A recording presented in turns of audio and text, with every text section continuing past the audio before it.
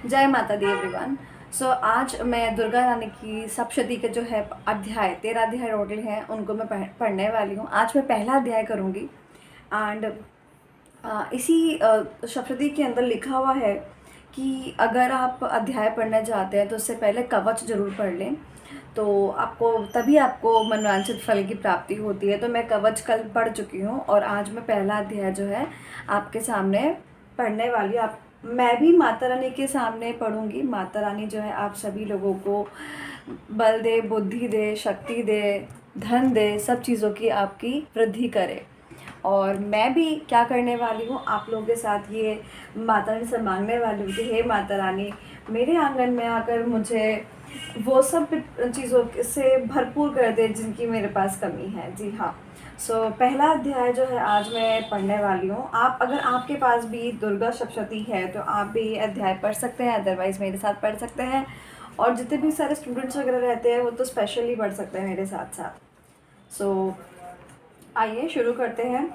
Okay and मेरी हिंदी भी कोई बहुत अच्छी नहीं है, बट यस, भगवान जी आपका मन देखते हैं, आपका भाव देखते हैं। और इसी सोच के साथ मैं हमेशा जो है नवरात्रों में अध्याय पढ़ती हूँ।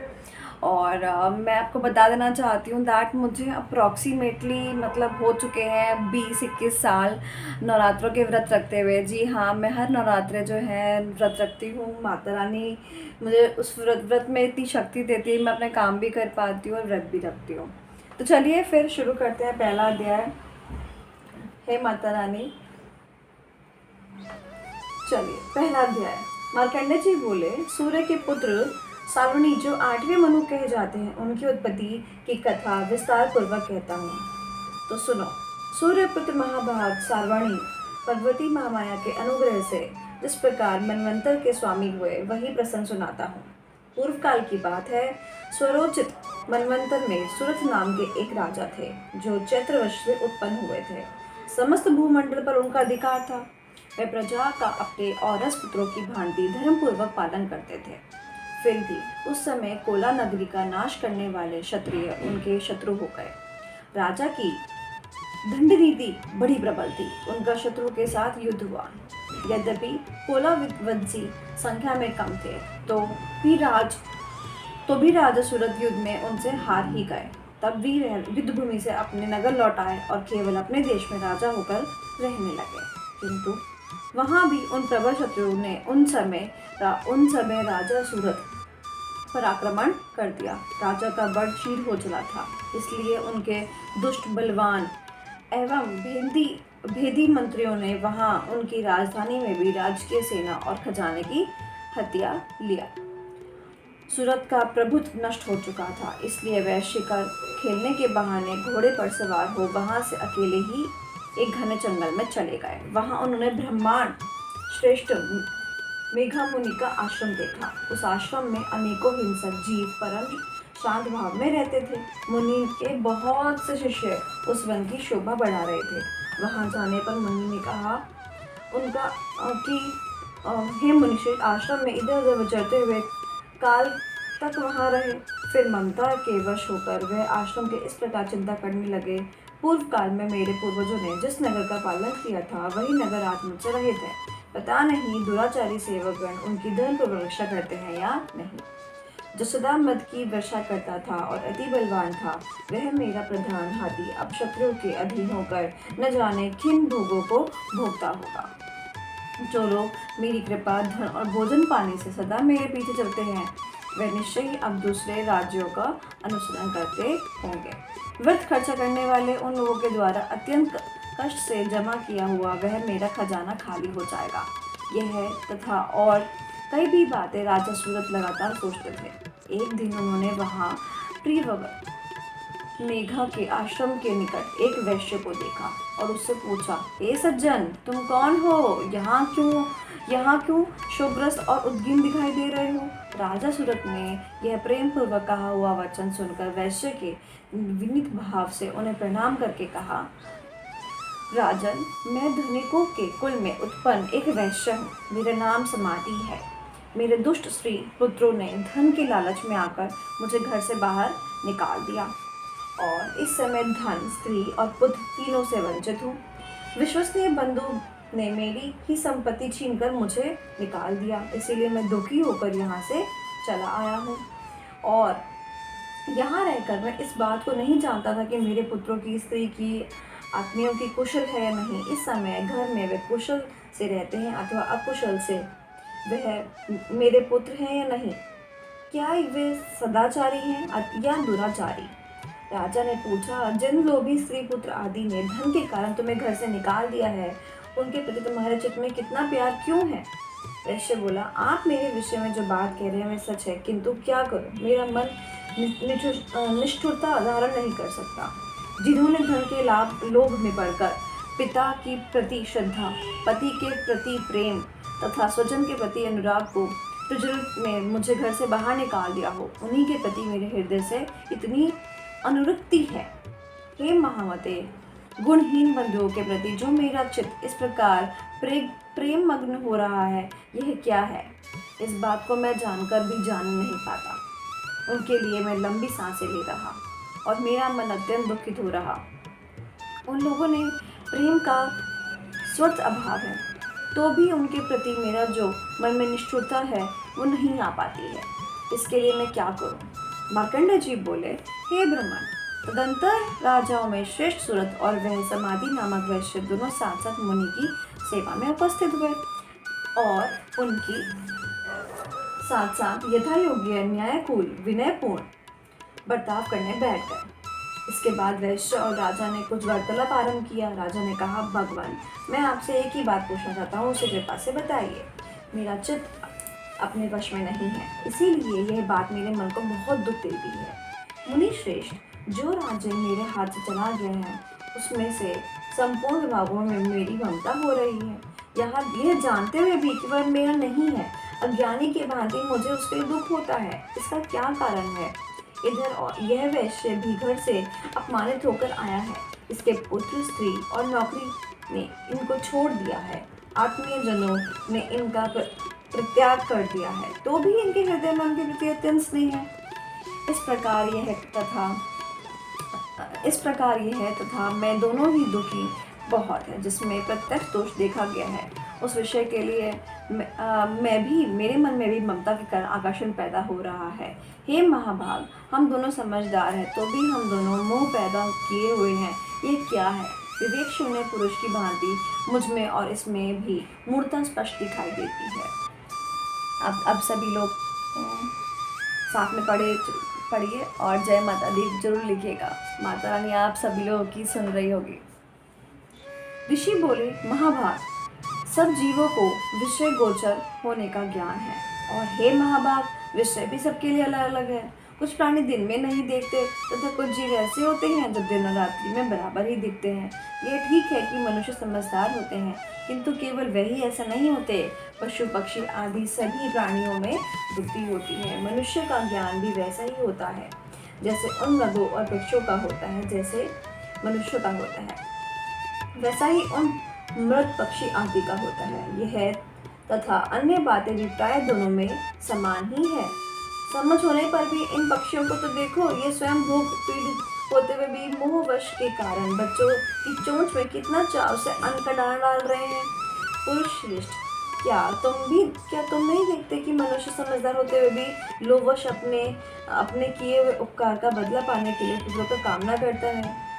यद्यपि उन सब में समझ की कमी नहीं है, तथापि वह संसार की स्थिति बनाए रखने वाले भगवती महामाया के प्रभाव द्वारा ममंती और भवंत के युक्त मोह से गहरे गड्ढे में गिराए चले जाते हैं। इसीलिए इनमें आश्चर्य नहीं करना चाहिए। जगदीश्वर भगवान विष्णु की योग निद्रा रूपी जो भगवती महामाया है, उन्हीं द्वारा यह जगत मोहित हो रहा है। हे भगवती महामाया, देवी ज्ञानियों को भी चित्त की बलपूर्वक खींचकर मोहग्रस्त कर देती है। वही इस सारे चराचर जगत की सृष्टि करती है तथा वही प्रसन्न होने पर मनुष्य को मुक्ति के लिए वरदान देती है। वही संसार बंधन और मोक्ष की कारणभूता सनातनी देवी तथा संपूर्ण ईश्वरों की भी अधीश्वरी है। राजा ने पूछा, हे भगवान, जिन्हें आप महामाया कहते हैं, वह देवी कौन है। ब्राह्मण, उनकी उत्पत्ति कैसे हुई तथा उनके कार्य कौन कौन से हैं। उन देवी का जैसा प्रभाव हो, जैसा स्वरूप हो, जिस प्रकार धातु पर हुआ हो वह सब मैं आपके मुख से सुनना चाहता हूँ। ऋषि ने कहा, राजन वास्तव में तो वह देवी नित्य स्वरूपा ही है। संपूर्ण विश्व उन्हीं का रूप है तथा उनके समस्त जगत व्याप्त कर रखा है। तथापि उनका आविर्भाव अनेक प्रकार से होता है। मैं मुझसे सुनो। यद्यपि वे नित्य और अजन्मा है तथापि वे देवताओं का कार्य सिद्धि करने के लिए प्रकट होती हैं। उस समय संसार में उत्पन्ना कहलाती है। कल्प के अंत में जब संपूर्ण जगत एक ही महासागर में डूब रहा था और उनके प्रभु भगवान विष्णु शेषनाग की शैया बिछाकर योग निद्रा में लीन सो रहे थे, उस समय उनके कानों का मैल से दो भयंकर असुर उत्पन्न हो गए जो मधु और कैटभ के नाम से जाने जाते थे। वह दोनों ब्रह्मा जी का वध करने के लिए उत्तेजित हो गए।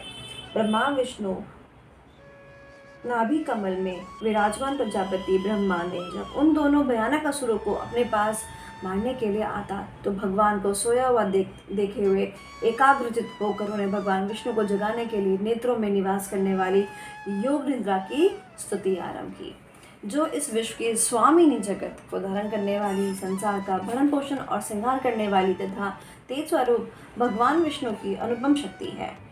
उन्हीं भगवती निद्रा देवी की भगवान ब्रह्मा स्तुति करने लगे। ब्रह्मा जी ने कहा, देवी तुम ही स्वाहा, तुम ही स्वधा और तुम ही पुष्कर हो। स्वर्ग भी तुम्हारे ही स्वरूप है, तुम ही प्राणदायिनी हो। नित्य अक्षर प्रणव में आकर उकार मकार इन तीन चीज मात्राओं के स्वरूप में तुम स्थित हो तथा इन तीनों मात्राओं में के अतिरिक्त जो विंद रूपा नित्य अर्ध मात्रा है जिसका विशेष रूप से उच्चारण नहीं किया जा सकता, वह भी तुम ही हो। देवी तुम संध्या, सावित्री तथा परम जननी हो। देवी तुम ही इस सकल ब्रह्मांड को धारण करती हो, तुमसे ही इस जगत की सृष्टि है, तुम ही इसका लालन पालन करती हो और सदा तुम ही कल से अत्यंत में सबको अपना ग्रास बना लेती हो। हे देवी, इस जगत की उत्पत्ति के समय तुम सृष्टि रूपा हो, पालन काल में स्थित रूपा हो तथा कल्पार के समय संहार रूपा हो। तुम महाविद्या, महामाया, महामेधा, महास्मृति, महामोह रूपा महादेवी और महासुरी हो। तुम ही तीनों गुणों सत रज तम को उत्पन्न करने वाली सबकी प्रकृति हो। भयंकर काल रात्रि, महारात्रि और तुम ही बोध स्वरूपा बुद्धि हो। लज्जा, शांति, क्षमा, पुष्टि, तुष्टि तुम ही हो। तुम शूल धारिणी, भौर रूपा, खड़ग धारिणी तथा गदा, चक्र, शंख और धनुष बाण धारण करने वाली हो। बाण, भुषुंडी और परिग ये भी तुम्हारे अस्त्र हैं। तुम सौभ्य और सौम्यंतर हो। इतना ही नहीं, जितने भी सौम्य एवं सुंदर पदार्थ है उन सबकी अपेक्षा तुम बहुत सुंदर हो। पर और सबसे ऊपर रहने वाली परमेश्वरी शक्ति तुम हो। अखिलात्मक देवी, कहीं भी सत असत रूप जो कुछ वस्तुएं हैं उनकी सबकी जो शक्ति है वह तुम हो। ऐसी अवस्था में तुम्हारी स्तुति क्या हो सकती है? जो इस जगत की सृष्टि, पालन और संहार करते हैं उन भगवान को भी तुम जब निद्रा से अधीन कर देती हो, तुम्हारी स्तुति करने में यहाँ कौन समर्थ हो सकता है? मुझको भगवान शंकर तथा भगवान विष्णु को भी तुमने शरीर धारण कराया है, अतः तुम्हारी स्तुति करने में शक्ति है। देवी, तुम तो अपने उस उदार प्रभावों से विशेष स्तुत्य हो। यह जो दोनों दुर्गम असुर मधु और कैटभ हैं, इनको मुंह में डाल दो। जगदीश्वर भगवान विष्णु को शीघ्र जगा दो। साथ ही इनके भीतर इन दोनों महान असुरों को मार डालने की बुद्धि उत्पन्न करो। ऋषि बोले, हे महाजन, जब ब्रह्मा जी ने वहाँ मधु और कैटभ को मारने के उद्देश्य से भगवान विष्णु को जगाने के लिए तमोगुण की अधिष्ठात्री देवी योगनिद्रा इस प्रकार स्तुति की, तब वे अपने भगवान के नेत्र, नासिका, बाहु, हृदय और वृक्ष तल से निकलकर अप्रकट जन्म लेने वाले ब्रह्मा जी की दृष्टि के समक्ष खड़ी हो गई। योग निद्रा से मुक्त होने पर जगत के स्वामी जनार्दन उस एकार्णव के जल में शेषनाग की शेष्या से जाग उठे। फिर उन्होंने उन दोनों असुरों को देखा। वे दुष्ट आत्मा मधु और कैटभ अत्यंत बलवान और पराक्रमी थे और क्रोध से लाल आंखें किए ब्रह्मा जी को खा जाना चाहते थे। तब ब्रह्मा हरि श्री हरि ने उठकर उन दोनों के साथ 5000 वर्षों तक केवल युद्ध किया। और बाप रे, वह दोनों भी अत्यंत बल के कारण मदोमंथ हो रहे थे। इधर माया ने भी उन्हें मुंह में डाल रखा था, इसलिए वे भगवान विष्णु से कहने लगे, हम तुम्हारी वीरता से प्रसन्न हैं, तुम हम लोगों को किसी वर की कामना करो। तो आप लोग भी कामना मांग सकते हैं और मैं भी कामना मांगती हूँ। मेरे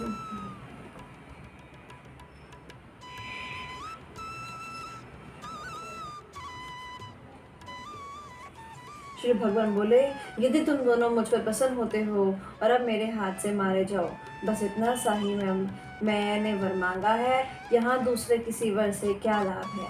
ऋषि ने कहा, इस प्रकार धोखे में आ जाने पर जब उन्होंने संपूर्ण जगत में ही जल जल देखा, तब कमल ने तो भगवान विष्णु से कहा, जहाँ पृथ्वी जल में डूबी हुई ना हो वहीं हमारा वध हो।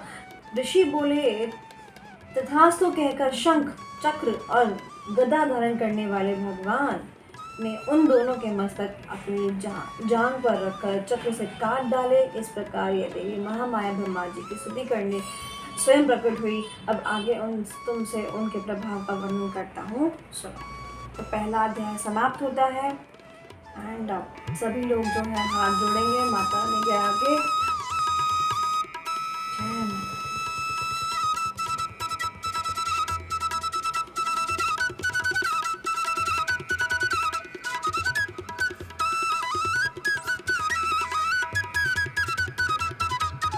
जय माता। माता रानी प्रसाद को ग्रहण करें।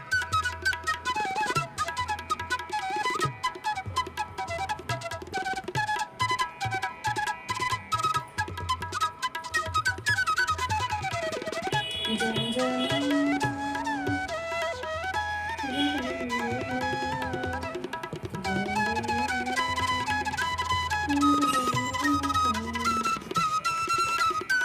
तो आप सभी लोगों ने देखा कि मैंने आज पहला अध्याय पढ़ा है एंड अब आप नेक्स्ट वीडियो में देख सकते हैं इसका दूसरा अध्याय। तो अगर आप प्रोनाउंस नहीं कर पाते हैं या आपके पास टाइम नहीं होता है तो एटलीस्ट आप इस वीडियो को चलाकर छोड़ सकते हैं और मन ही मन इसका जाप कर सकते हैं।